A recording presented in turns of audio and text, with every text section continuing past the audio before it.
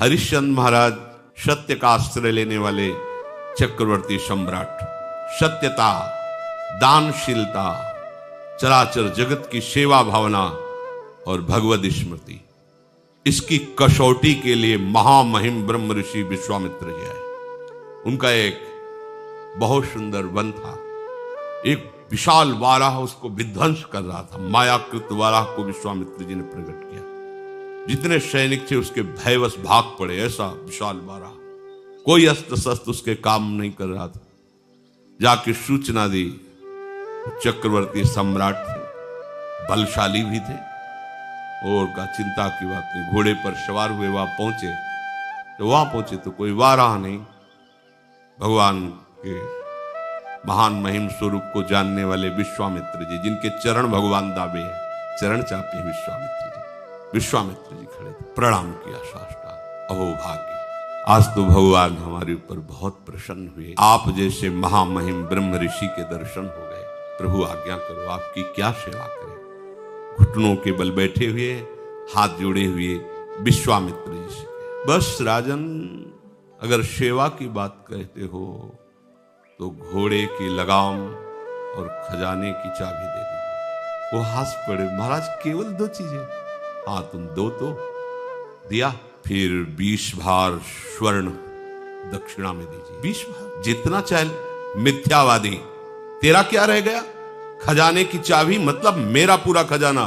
घोड़े की लगाम अर्थात जहां तक चक्रवर्ती सम्राट पद में तूने यात्रा की, मेरा सम्राट पद वही जो चारों तरफ विजय प्राप्त की। बात सत्य? हाँ, तो 20 भार स्वर्ण दक्षिणा। महाराज, मेरी तो बुद्धि चकरा गई। सब कुछ आपका है, ये तो पक्का। अब ये 20 भार स्वर्ण, हमें उपाय बता दीजिए।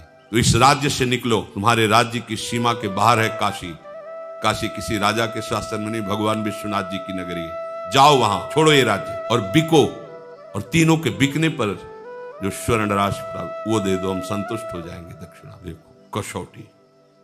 हाँ, सत्य को अपना जीवन बनाने वाले, सब कुछ भगवान का है, हम उनके दास हैं ऐसा मानने वाले, भगवान के भक्तों में श्रद्धा रखने वाले, उनके लिए कोई भी कष्ट, कोई कष्ट नहीं होता। सत्य संध के लिए प्राण चले जाएं, सर्वस्व नष्ट हो जाए, पर वो अपने मार्ग को नहीं छोड़। हरिश्चंद्र जी ने विश्वामित्र जी को देने के लिए अपने दक्षिणा के लिए काशी में गए। अब चक्रवर्ती सम्राट को कौन खरीद सकता, जानते तो सभी थे। जहां वो कहते मुझे कोई खरीद ले, पर मुझे 20 भार स्वर्ण चाहिए।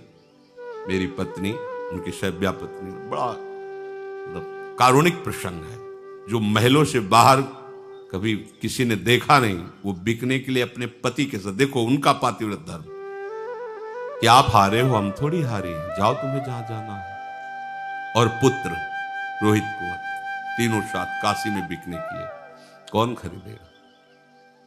आज भी हरिश्चंद्र घाट है काशी में, तो वहां डोम स्वरूप में खरीदने वाले आए। कहा हमारी पत्नी, पुत्र और हम तीनों के बिकने पर मुझे 20 स्वर्ण भार चाहिए, जो दक्षिणा में देना है। बोले उनको तो नहीं खरीद सकता, मैं आपको खरीद सकता हूं स्मशान की रखवाली के लिए। बिक गए। एक ब्राह्मणी ने उनकी पत्नी को खरीदा, तो बच्चा उन्हीं के साथ रहेगा। उसने दोनों की धनराशि मिलाकर दक्षिणा विश्वामित्र जी वहां से चले गए। अब वो कैसे कठिन कष्ट को सह रहे, जो चक्रवर्ती सम्राट, उसकी दिनचर्या क्या होगी? एक धर्मात्मा, सत्यवादी। और अब दिनचर्या क्या है इनकी? ड्यूटी, सेवा लगा दी। स्मशान में जो भी 100 फूकने आवे उसे कर लेना। और काशी एक ऐसी नगरी है जहां रात दिन 100 फूके जाते हैं। जैसे लकड़ी का टाल लगा रहता है, ऐसे काशी में 100 का टाल लगा रहता है, मुर्दों का। 50 चिताएं ऐसे जलती रहती। वहां घाटों पे ही तो रहे, 50 चिताएं। दशाश्वमेध घाट है, मतलब 50 फूक रही तो 100 इधर 100 उधर, ऐसी सब। वो महाश्मशान भगवान शिव के तांडव का। चिता भस्माले पो करल मसनम दिक्पट धरो, जटाधारी कंठे भुजगपतिहारी पशुपति कपाली भूतेशो। महामहिम शिव की वो तांडव स्थली है। उसे हट कर हरिश्चंद्र घाट है। सोचो जरा, ऐसा महामहिम चक्रवर्ती सम्राट की सुविधा में पलने वाला शरीर, इस स्मशान में 24 घंटे की सेवा, भरण पोषण करने वाला मालिक कौन? डोम, उसकी आज्ञा पर, और उनको खाने को सूखे अन्न को, चना, कोई कसौटी कसी जाती है तो हमारा तन नहीं, हमारा परिवार नहीं, हमारा राज्य नहीं। हे नाथ, मैं आपका हूं, ये सत्य है, तो दिखाओ परीक्षा में कि आपका कुछ नहीं है और आप सत्य का ऐसे पालन करते हैं। जो वहां कर मिलता था उसे जाकर के मालिक को देना और हर समय स्मशान में रखवाली करना। जब विश्वामित्र ने देखा ये तो पूरे के पूरे पास हो रहे, मृत्यु को आज्ञा दी, तत्काल प्रारब्ध की रचना बदला जाए और इनके पुत्र को मारा जाए। सांप बन करके मर गया। जिस ब्राह्मणी के आते उसने कहा कि मैं तो खरीद चुकी हूं सेवा के लिए, ये थोड़े हम तुम्हारे बच्चे के संस्कार के लिए पैसे लगाएं। वो एक बार में खरीद लिया, आप करो जैसा करना। हरिश्चंद्र जी महाराज इस विषाद में, इसके पास एक भी कोई सुविधा नहीं, क्योंकि बिके हुए के पास क्या सुविधा होती है? तो मालिक जैसे रखता है वैसे रखना होता है। बच्चे को गोद में लेकर के, अब मां का हृदय तो मां का होता है ना, अंदर से महान दुखी कि कम से कम सही माने में संस्कार तो कर दे। मांगना तो है नहीं स्वभाव में, बिके हुए को मांगने का अधिकार नहीं होता। मालिक की तरफ से कुछ मिलना नहीं। एक वस्त्र था, उसका एक टुकड़ा फाड़ा, बाजार से जाकर जो कुछ धूप आदि अंतिम समय जो थोड़ा सा, श्मशान में पहुंचे, अपने पति की तरफ देखा और जोर से रो पड़े। उन्होंने नेत्र नीचे कर लिए। हरिश्चंद्र जी ने कहा, सावधान, मेरे मालिक का श्मशान घाट है, यहां अगर अपने बच्चे का शव दाह करना है तो आपको कर देना होगा। रो पड़े, आपका भी तो नहीं, मैं सिर्फ डोम का इस समय नौकर हूं, बिका हुआ, बिना कर लिए आप इस घाट पर दाह संस्कार नहीं कर। सुनका स्वामी, आपको पता है ना, आप पहचान रहे हो ना, मैं सिर्फ एक बिका हुआ नौकर, अगर आप यहां संस्कार करना चाहती है तो आपको कर देना होगा। तो आप ही बता दो ना कि अब कर में क्या दूं, शरीर भी तो बेच दिया है, क्या है? एक पुत्र है, वो भी मृत्यु को प्राप्त हो गया। आपकी ही सत्यता का पालन करने के लिए सब है, आप ही बोल दो ना क्या कर। तो जितना वस्त्र बचा उसका अगर आधा आप दे दो तो इसी को हम कर मान करके आपको आदेश कर दें। रक्षा में श्मशान में रहते थे, इसलिए उनके पास अस्त्र था ही, उससे वस्त्र कर के रूप में लिया। देखो कैसी भगवान की कसौटी, अपने लोग कसौटी 100 ग्राम बर्फी में ईमान खो देंगे, प्रभु को भूल जाएंगे। कसौटी लायक कहाँ है यार? तभी कह रहे कि आप सोचो प्रभु ने आपको क्या दिया है। अपने लोगों को क्या भगवान हमको दिया है? तुम्हें सत्संग का महत्व पता है? तुम्हें धाम का महत्व पता है?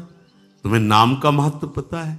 तुम्हें उपासना का महत्व पता है? नहीं, फिर भी हमें ऐसी अमूल्य चीज दे दी प्रभु, और कोई कसौटी नहीं की। कसौटी लायक नहीं तो कसौटी क्या करे?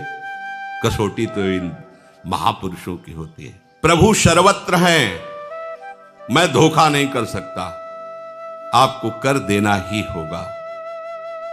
फूट फूट करके रो रहे हैं, लेकिन जो सत्य प्रतीक भगवान का भक्त होता है वो कभी, अरे बड़े लीला बिहारी, बड़े लीला, मतलब ये तो अपने लोग कलयुग के भक्त है, पूरी छूट है। हाँ, राधा राधा को, रबड़ी रसगुल्ला पाओ, जय हो। और वो ऐसे कृपालु इतने में नीचे जाते, ले तो आरा चलवा दिया है, आरा चलवा दिया है। मोरा ध्वज चरित्र पढ़ के देखो, आरा चलवा दिया है। मेरा शरीर मेरा तू, तो चल मैं कहता हूं काट आरे से। एकांत में तुम्हारे व्रत की परीक्षा होगी। देखो कैसा एकांत है, श्मशान घाट में पत्नी और पुत्र मरा हुआ है, कोई देखने वाला नहीं, वहां डोम हाजिर थोड़ी जो उसने खरीदा था। और वो कह भी सकते थे कि देखो मेरी पत्नी मेरा आदेश है बिना कर के लिए। तो एकांत में भी अपनी निष्ठा को गिरने, आप एकांत में अपने प्रभु को एक तरफ रख लो और अपने एकांत को एक तरफ देखो। एकांत में आपकी प्रभु की प्रधानता रहती है, विषय की प्रधानता रहती है, आप खुद देख लीजिए। हरिश्चंद्र जी की आंखों में एक बूंद भी आंसू नहीं है। जे ही वस्त्र फाड़ करके कर के लिए देने को विश्वामित्र जी प्रकट हो, बस बस हो गए। उनका क्या प्रभु, बोले बस यही देखना चाहता है कि तुम सत्य में वास्तविक दृढ़ हो। उठो। जीविका तो पुत्र उठ गया, क्योंकि तत्काल उस अशुभ प्रारब्ध को भेजा गया था और कहा ये अपनी चाबी लो, ये अपनी लगाम, और देखो हमारे साथ कौन कौन आया हुआ है। साक्षात देवराज इंद्र, परमेष्ठी ब्रह्मा और स्वयं भगवान, पूरे सृष्टि विभाग के महामहिम वही घाट पे उपस्थित हो गए। तुम्हारे जैसा धर्म का पालन करने वाला, सत्य का पालन करने वाला कोई बिरला है। आशीर्वादों की झड़ी लगा दी देवराज इंद्र, भगवान ब्रह्मा, भगवान हरि। धर्म सब कुछ नष्ट हो जाए, अपनी निष्ठा नहीं, पर अपनी एक तरफ प्रभु को रख के देखो। जब ये बातें पढ़ते हैं तो देखो एकदम चूर चूर अहंकार हो जाता है, ऐसे माने घूमते हम बड़े भगत, हम बड़े।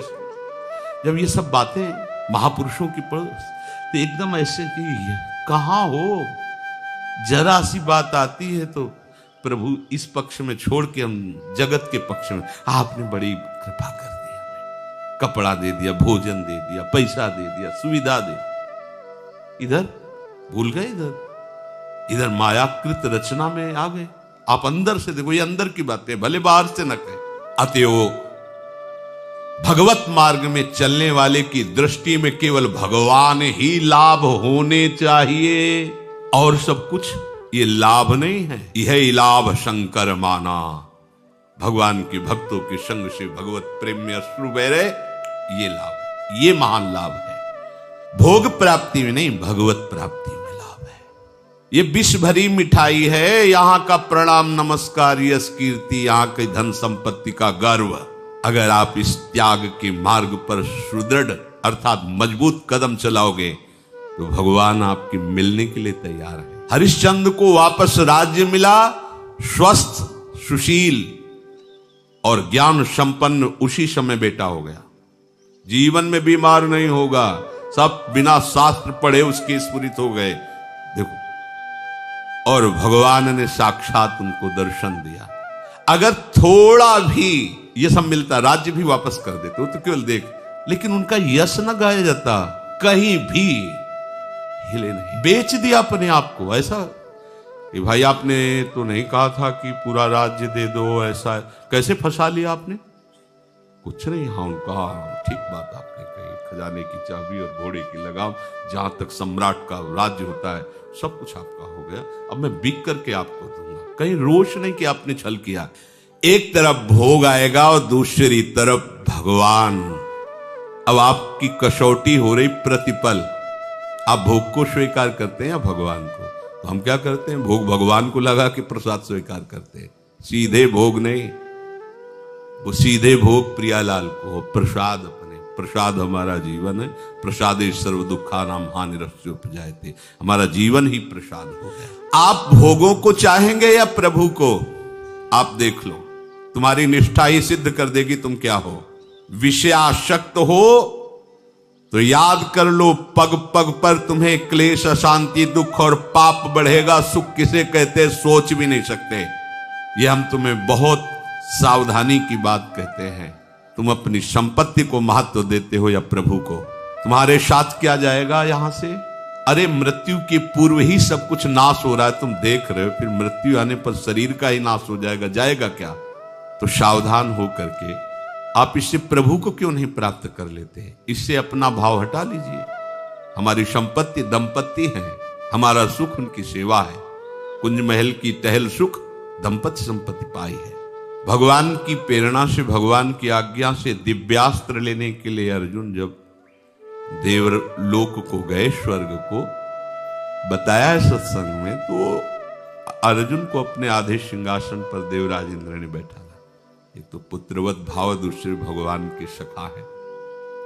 सभा में स्वर्ग की सबसे सुंदर अप्सरा श्री उर्वशी जी है। ये भगवान नारायण की जंघा से इनका प्रादुर्भाव हुआ है।